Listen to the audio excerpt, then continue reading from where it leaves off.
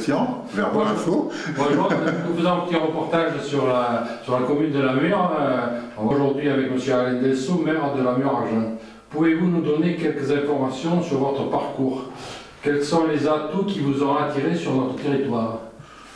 Alors j'ai un passé relativement vaste, puisque j'ai travaillé beaucoup dans le service social, donc sur Paris pendant près de 24 ans. À l'issue de disons, cette fonction, je suis rentré toujours dans le social, mais pour les entreprises, en fait, la gestion des entreprises et surtout l'aide aux entreprises en difficulté.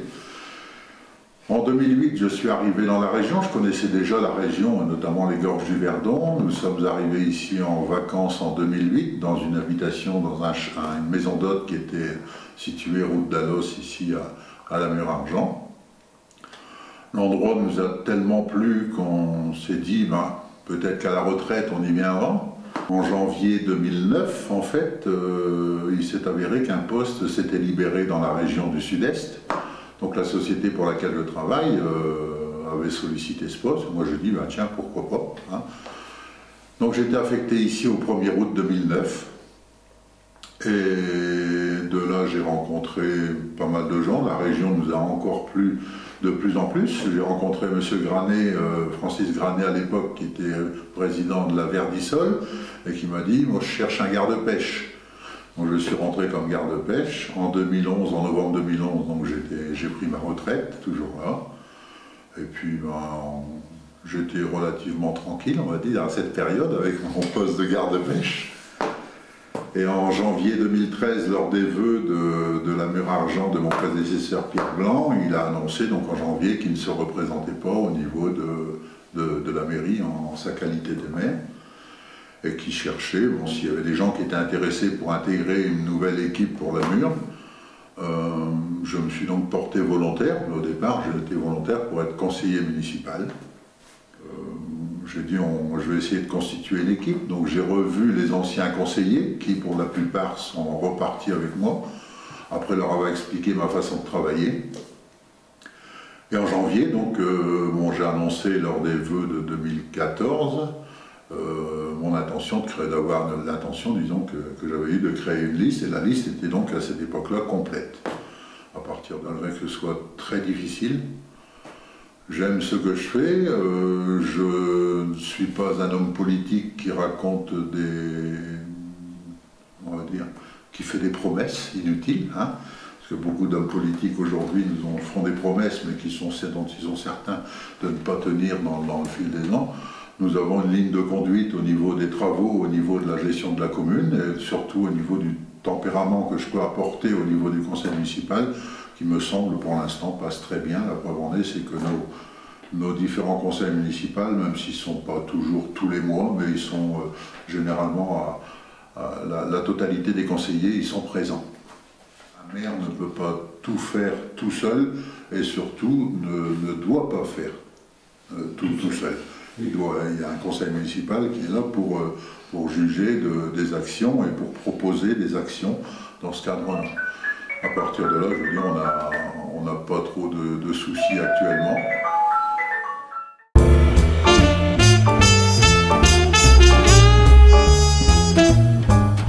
Parce que c'est vrai que la fonction d'un maire aujourd'hui dans une commune de moins de 500 habitants,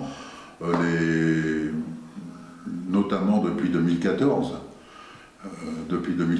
Donc beaucoup de lois sont venues un peu gonfler le travail du maire. La loi Allure, même si nous avions un PLU qui a été voté en 2012, aujourd'hui le PLU va partir en intercommunalité, même si ça ne change pas grand-chose pour nous, hein, ça ne va pas changer grand-chose pour nous. Le maire gardera disons, ses prérogatives quant à la signature des permis de construire, notamment dans toutes ces situations liées au PLU. Par contre, ça représente un travail supplémentaire de mise en place, puisque en plus d'être maire, effectivement nous sommes dans une communauté de communes de 5900 habitants qui regroupe 19 communes. J'en suis le 3e vice-président. le seul pour l'instant à être à peu près retraité, donc ce qui implique des délégations qui me permettent, ou disons qui m'obligent à assister à beaucoup de réunions, notamment dans la concrétisation à la fois de la loi Allure pour le PLU, à la fois sur la mutualisation, à la fois sur la loi GEMAPI qui va gérer dans le futur très proche les risques d'inondation et l'eau dans notre secteur.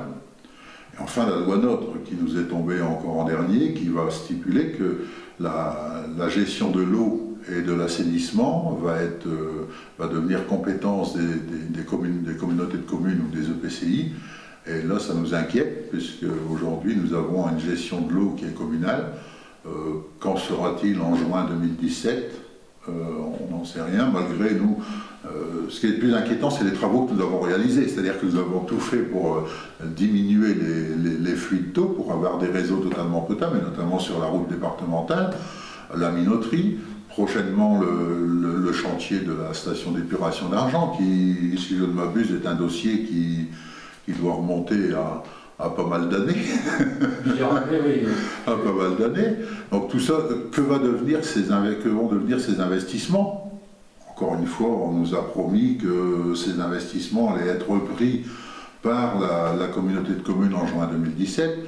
Encore une fois, ce sont des paroles d'hommes politiques, permettez-moi quand même d'en douter un petit peu. Oui, tout dépendant de la gestion qui va être prise derrière. Voilà, c'est ça. Qui sait comment elle sera utilisée? Qui va utiliser ça? Bon, la communauté de communes du Moyen-Vernon comporte 5900 habitants, avec l'ensemble des prérogatives qui leur sont attribuées aujourd'hui. À un moment donné, l'effectif il va devoir grossir au niveau du personnel, puisqu'ils ne vont pas pouvoir gérer ça. La loi GEMAPI, peut-être sera-t-elle déléguée au CIVU des Berges du Vernon, hein, puisqu'ils reprendront peut-être un syndicat comme le CIVU pour effectuer les travaux. Et peut-être aussi que la gestion de l'eau sera mise dans une société qui actuellement travaille sur la commune voisine. Ça, à partir de là, les gens, c'est vrai qu'on, pas seulement les habitants, mais nous aussi, les élus, nous inquiétons sur le coût engendré par ces modifications au niveau de la fiscalité propre, au niveau au niveau des habitants même. Donc c'est un peu toutes ces choses-là qui font qu'aujourd'hui, le travail de maire d'une petite commune, le maire d'une commune comme la Mure-Argent passe beaucoup plus de temps dans les réunions de la communauté de communes ou dans les réunions des lois qui nous sont sorties, laissant un peu une place moindre à sa commune, chose que je préférerais quand même. Mais bon, déjà, je veux dire, une fois que vous avez commencé à étudier le texte, il faut déjà avoir quand même une certaine connaissance pour en sortir quelque chose quand même. Oui, une base technique certaine, puisque chaque dossier est quand même relativement différent et relativement pointu. Absolument, tout à fait. Et on n'a pas trop le droit à l'erreur. Hein. On n'a pas trop le droit à l'erreur dans les choix qui seront faits. Donc c'est vrai qu'aujourd'hui, on nous envoie des lois qui sont des propositions de loi, qui en fait, quand vous allez jusqu'au bout de cette loi, en fait, vous avez l'obligation d'y adhérer. On nous laisse, en fait, c'est tous les ennuis quand même, hein, parce que tous les problèmes qui peuvent exister dans une commune, ça, ils ne vont jamais nous l'enlever, en fait, ils nous le laissent.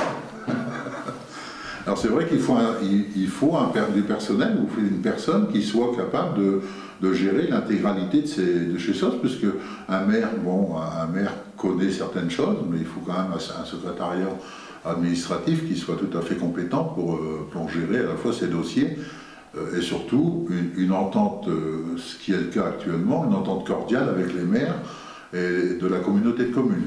Aujourd'hui, nous avons eu vraiment une entente parce qu'on est chacun concerné par ces problèmes, hein, directement, et l'entente que nous avons au sein de la communauté de communes est quand même quelque chose à souligner, parce que aucun maire ne va à l'encontre de l'autre et tout le monde réfléchit dans le même sens. Oui. Ce qui n'est pas toujours le cas dans d'autres édifices. Ouais. Ouais. C'est le soutien donc, qui est important, à la fois le soutien et les connaissances que chacun peut amener dans différentes prérogatives. Aujourd'hui, le président de la communauté de communes a tendance à déléguer ou à faire des mini-comités qui vont s'attacher sur une seule chose, au lieu d'avoir un un embriglio de 7 ou 8 commissions. En fait, le bureau se réunit régulièrement, une fois par mois, mais les commissions, en fait, des petites commissions se réunissent bien avant pour étudier chacun leurs problèmes. Et lors de la communauté de la réunion plénière, comme ce soir ici à la Mure de la communauté de communes, chaque responsable de commission aborde le sujet qu'il concerne. Dossier, voilà, tout à fait. C'est plus simple pour ce qui est beaucoup plus simple qu'une personne décide de tout, en fait. C'est un peu comme le conseil municipal aujourd'hui. On essaye de dire à chacun, ben voilà, il y a telle chose à faire, qui veut s'en occuper, qui peut s'en occuper. Là-bas, au niveau de la communauté de communes, c'est pareil. Donc là...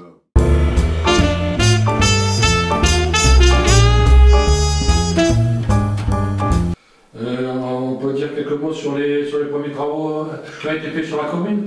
Je crois qu'il y a eu pas mal de travaux effectués, des dossiers qui étaient un peu anciens même. Oui, tout à fait. Ouais. On a fait depuis le mois de mars, on s'était résolu à plusieurs dossiers qui avancent régulièrement.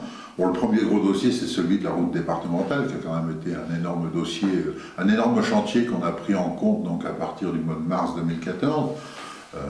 Ce chantier arrive à sa fin. Logiquement, on pense que d'ici le mois de juin, l'intégralité de cette chaussée sera réalisée. La bande multifonction qui sera quand même beaucoup plus sécurisante pour cette route, et aussi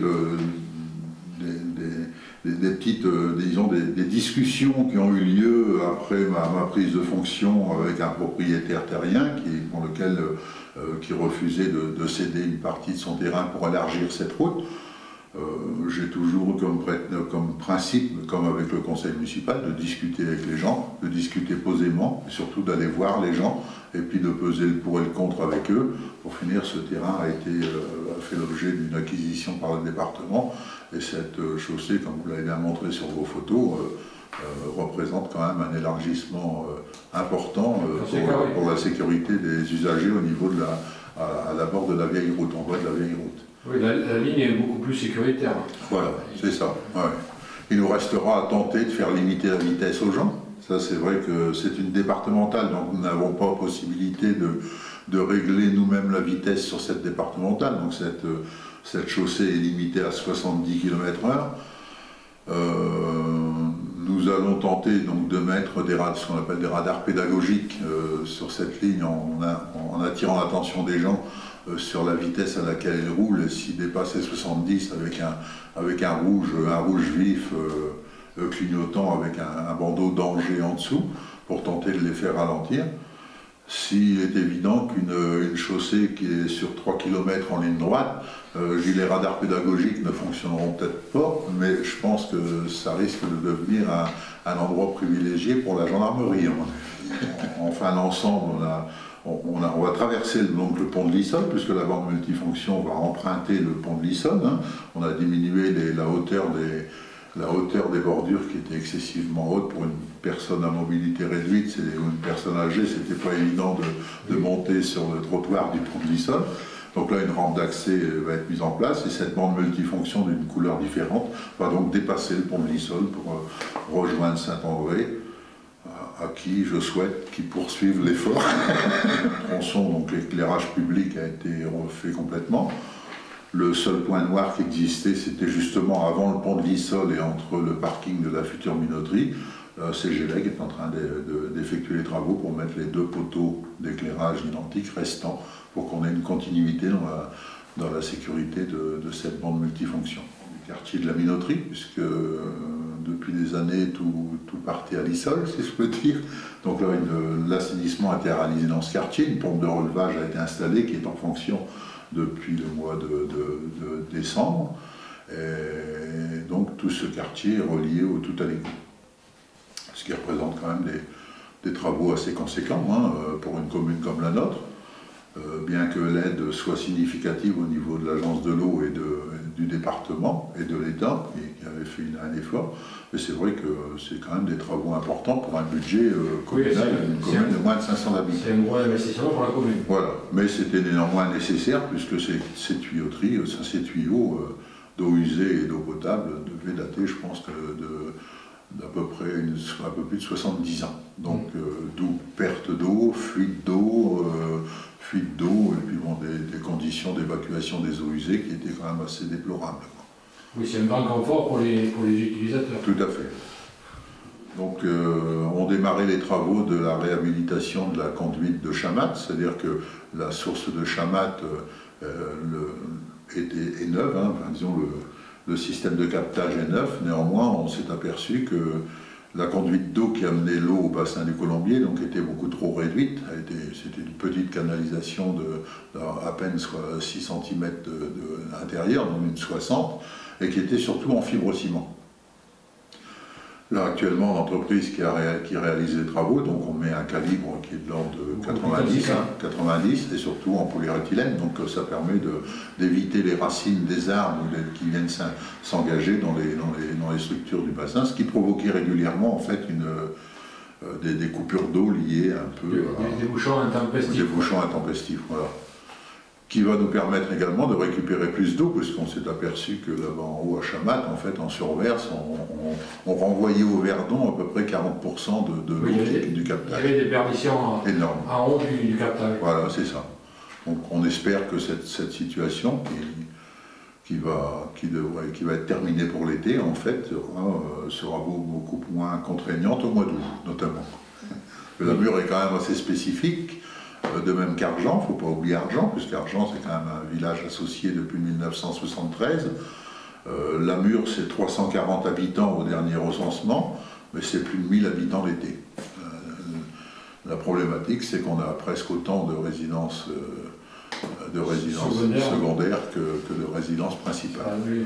Argent sont 11 l'été, l'hiver, et ils sont 160 au mois d'août. Oui, toutes les pointes sont en été. C'est ça, oui. Voilà. C'est là qu'il y a le plus grand risque. Tout à fait, oui. Ouais. Dans les travaux qui sont entrepris, vous avez peut-être vu que la toiture de l'église de la Mure, qui, si je ne m'abuse aussi, est un dossier qui datait depuis pas mal d'années. L'entreprise a donc commencé à enlever les tuiles et nettoyer le dessous pour recoller les nouvelles tuiles et nettoyer dans l'intégralité des chaînages pour éviter les fuites à l'intérieur de l'église. Oui, il y avait des infiltrations dans l'intérieur de l'église. Oui, c'est ça. Donc là, cette toiture qui était très vieillotte, hein, il faut l'avouer, est en cours de réalisation. D'ici 15 jours, l'église aura une nouvelle toiture.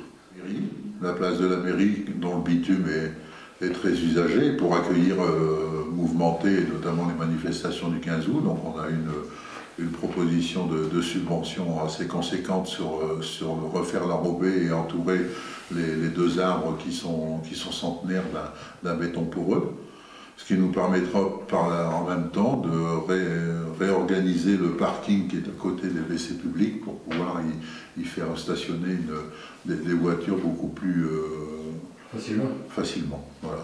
Qui sont en cours, la station d'épuration, ça c'est sûr que là c'est lancé. Hein, on a établi un plan de financement en fonction des subventions qui nous seront attribuées. Dans ce cadre de projet, l'État est quand même assez généreux, je veux dire, notamment les stations d'épuration, puisque bon, l'assainissement est quelque chose qui va devenir encore plus important au 1er janvier 2016, puisque là arrivera après la période d'incitation est arrivée la période d'obligation. Et après, en 2016, arrivera la période des sanctions. Il faudrait mieux être dans le cadre pour avoir le cadre en 2016 avant d'en arriver à des sanctions assez lourdes au niveau des communes qui n'ont pas prévu leur assainissement. Ils sont constatés où les réseaux d'eau potable et eau usée à l'intérieur du village d'Argent, donc on va profiter dans les 3 exercices suivants pour refaire ces canalisations qui ont un âge incertain, hein, en fait, totalement incertain, qui plus est pour que ce village qui fait partie de la Mure Argent en fait partie, mais qu'il ait quand même une certaine vie qui soit quand même intéressante pour les habitants, même si, voilà, aussi en haut il y a beaucoup de résidences secondaires. Mais bon, ça nous permet quand même de rénover un peu ces quartiers, qui plus est s'il existe encore 2 ou 3 terrains à construire, que les gens puissent construire à Argent parce qu'ils ont l'assainissement et parce qu'ils ont l'eau potable. Oui, pour simplifier. septembre, la rénovation de la remise en état également de la rue Courte. Il y avait aussi la canalisation relativement très ancienne et il y avait déjà eu pas mal de fuites occasionnées. C'est ça. La restauration permettra aussi de récupérer quand même. Ouais, c'est du fer. Donc là-dessus, il n'y avait pas trop de soucis. Donc c'est vrai que ça, en même temps, ça permettra d'embellir à nouveau cette portion de cette petite route qui est vraiment une rue de village, on va dire, hein, qui est très étroite. Très étroite. Et pittoresque. Ouais, c'est ça, c'est pittoresque. La prochaine étape avant la fin du mandat, donc ça sera le conseil général, le conseil départemental, parce que maintenant c'est passé en départemental, le conseil départemental nous rétrocède la départementale 502, qui est assez bizarrement inclus dans le village, puisqu'elle démarre de la départementale 925, elle monte le long du terrain de boule, arriver devant la place de l'église, redescendre dans la grande rue et s'arrêter à l'ancienne école. Puisque là, c'est la départementale 502, de l'ancienne école jusqu'à la départementale dans la grande rue, c'est communal. Donc le département n'a aucune objection à nous rétrocéder cette partie de chaussée à la commune, sous réserve qu'il nous refasse l'enrobé, bien entendu, qu'il nous fasse l'enrobé jusqu'à l'ancienne école. Là aussi, ça sera il sera possible à partir de ce moment-là de refaire l'intégralité aussi des arrivées d'eau, des eaux pluviales et des eaux usées dans cette rue qui comporte une quantité astronomique de bouches à clé, sachant que dans cette rue également il reste encore des réseaux qui sont très anciens, voire même en plomb. Donc ça permettra de faire ça et d'avoir un enrobé jusqu'en bas. Sur le côté en face de la chapelle Saint-Joseph, donc le parking existant pourra être agrandi, puisqu'on profiterait d'une partie du terrain qui est en bas pour faire un enrochement sur le contrebas, pour amener un parking qui soit plus conséquent dans le bas, ce qui permettra vraisemblablement de limiter la circulation et notamment surtout le stationnement dans cette rue, qui en été quand même un calvaire. Oui. Donc là, ils disposeront d'un grand parking là et d'un grand parking en bas de la grande rue. L'arrêt 15 minutes pour décharger les courses sera toutefois autorisé, mais on vise quand même, sauf les 2 places en face de l'école seront réservées à des places handicapées. Et le parking du bas permettra aux gens de se garer en toute sécurité avec un parking assez conséquent pour qu'ils puissent remonter chez eux à pied, je veux dire. Oui, le parking ne serait pas très loin, quoi. Voilà, c'est ça. Les 2 parkings seront situés au centre du village, donc ça va. Donc ça, c'est vrai, c'est une situation qui interviendra vraisemblablement avant la fin de notre mandat en 2020, puisque on va déjà laisser passer la station d'épuration. Et puis après, toujours l'amélioration du village. C'est un peu ce que nous souhaitons tous, en fait, que notre village soit beau, qu'il soit vivant, et puis que les gens viennent à Lamure en disant c'est un beau petit village. Ça, c'est le plus intéressant.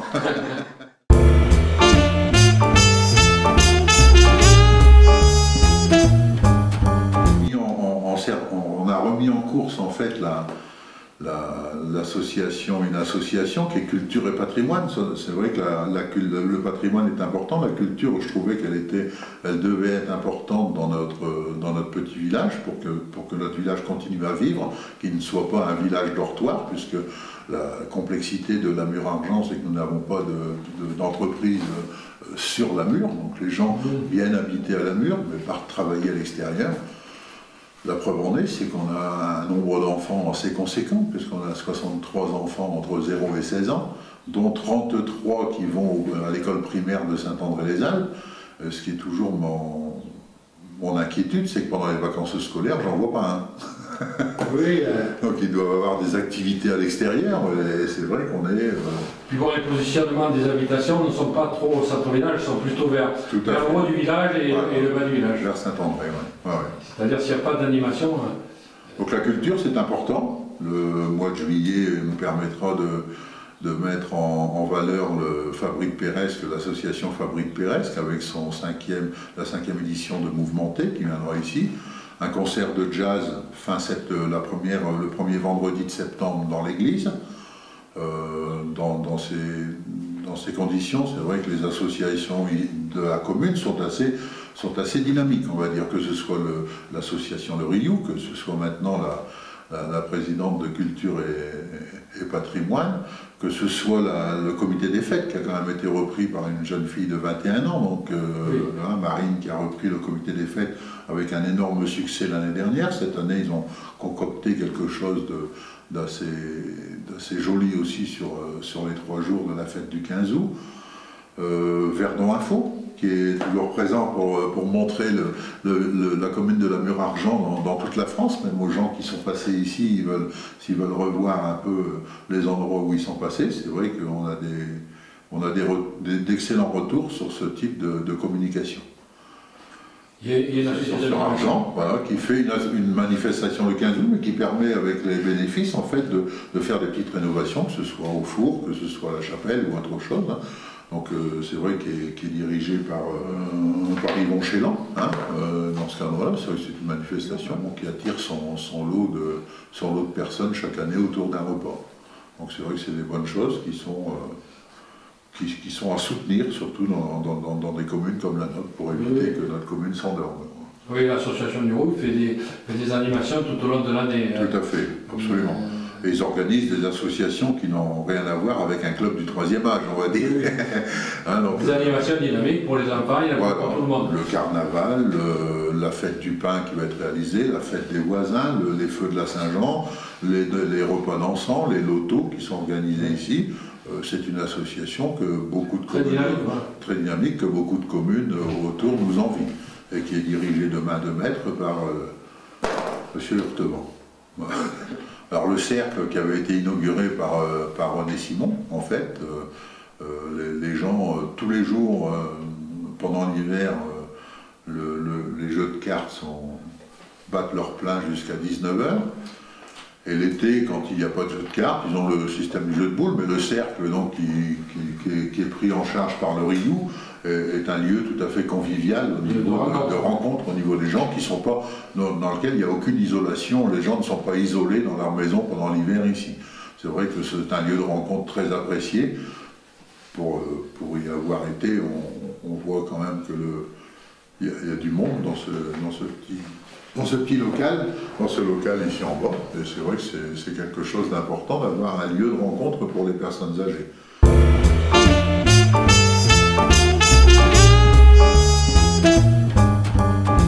Ce qui nous manquerait aujourd'hui, c'est un lieu de rencontre pour les plus jeunes, ce qui serait bien. L'idée était de récupérer un bâtiment situé pas loin de l'église, dont je tairai le nom du propriétaire, pour en faire un bistrot de pays. L'idée est lancée, hein, ça serait tout à fait réalisable au milieu de la place, d'avoir un petit bistrot de pays qui ferait en même temps épicerie de dépannage, et puis peut-être faire des petits repas pendant l'été à proximité, ce qui donnerait quand même un petit plus à notre couverture du four à pain qui avait été rénové, dont l'inauguration avait lieu en décembre 2013. Aujourd'hui, tout le four à pain pourrait trouver preneur dans ce cadre-là pour refaire une boulangerie, peut-être pas à temps complet, mais c'est un style de pain qui pourrait être du pain biologique avec une ouverture de 2 ou 3 jours par semaine. Oui, de temps en temps à la fournée. Voilà, c'est ça. Sachant que le boulanger qui serait intéressé par cette situation, c'est lui qui organise la fête du pain avec Christian et nos 2 boulangers du secteur. Et c'est vrai que le pain qui avait été réalisé l'année dernière s'est maintenu très longtemps. Donc avoir à faire une fournée de pain tous les 2 fois ou 3 fois par semaine serait un plus, d'autant qu'il est situé plein centre du village, dans la grande rue. Lors de la fête du pain, ça pourrait se concrétiser, même s'il n'y aurait pas d'inauguration ce jour-là, mais ça pourrait se concrétiser. La fête du pain, cette année, tendra à partir sur le bio, sur le pain bio, sur la farine bio, puisque le jour même, en fait, les enfants, il y a un groupe d'enfants dont une réunion est logiquement prévue ce soir, un groupe d'enfants qui sera dirigé à la fois par le Riou, par la présidente Culture et Patrimoine, et en même temps par une conseillère municipale qui est Olivia Dan, qui est la responsable du pays gourmand au sein du pays. vont faire pétrir le pain par les enfants le matin, et ce que les enfants ont réalisé en termes de brioche, en termes de petits pains et tout ça, les enfants pourront le mettre au four pour faire goûter la farine production, la farine bio ainsi que la cuisson. C'est ça.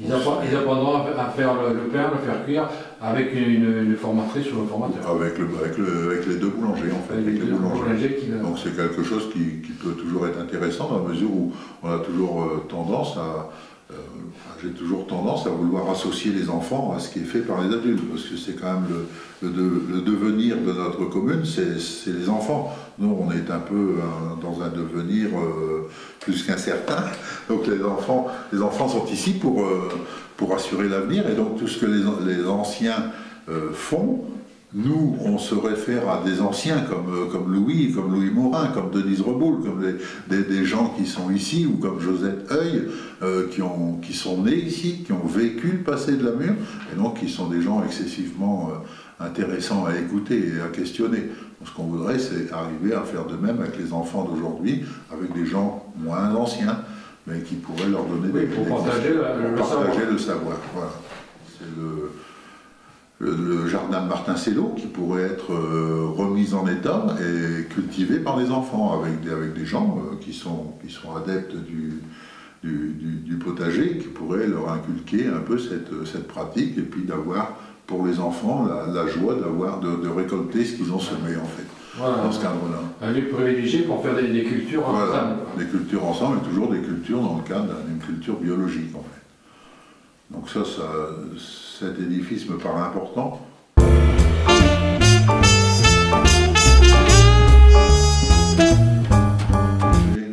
En fait, j'ai deux regrets. Le premier regret, c'est le fait de la communauté de communes et que nous n'ayons pas d'école, nous ne pouvons pas prétendre à un espace sportif, au moins une salle multi-activité. À moins de nous la payer tout seul. Mais bon, c'est quand même hors de question quand on voit les tarifs de ces structures. C'est vrai que j'aurais aimé avoir une salle multi-activité pour les enfants, que ce soit du badminton, que ce soit du handball, que ce soit de l'activité.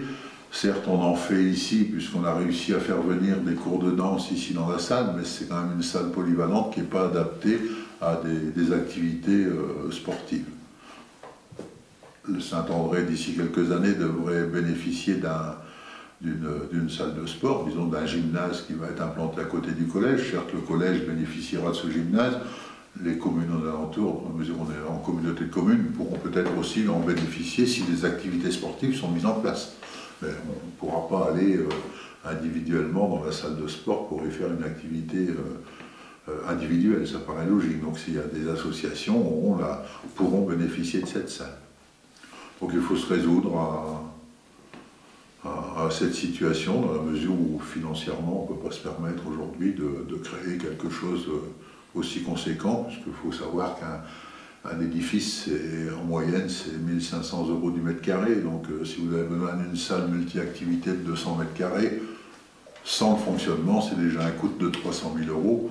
Et dans la mesure où vous n'êtes pas dans une communauté de communes, vous pourriez être subventionné, vous pourriez être subventionné à 50%. Donc ça fait quand même plus le fonctionnement. Après, c'est très important. Qui coûte relativement... Qui coûte relativement cher. Ouais. Donc ça, c'est un regret. Deuxième regret, c'est que, encore une fois, les hommes politiques ou les gens du gouvernement, ou même de la préfecture ou de la sous-préfecture, nous mettent comme chef de file de la transition énergétique.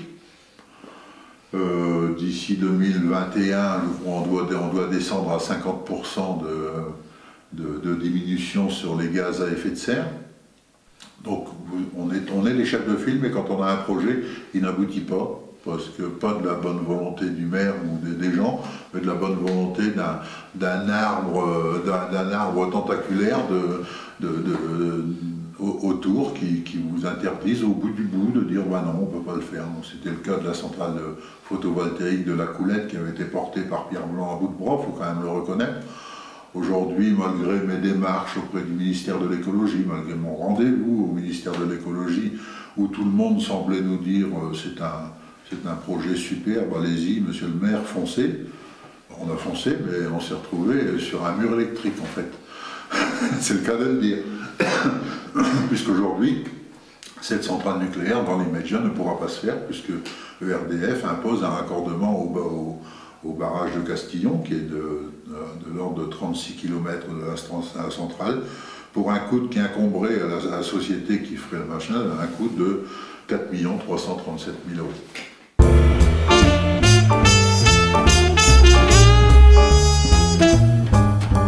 Je crois qu'on a fait à peu près le tour. À peu près.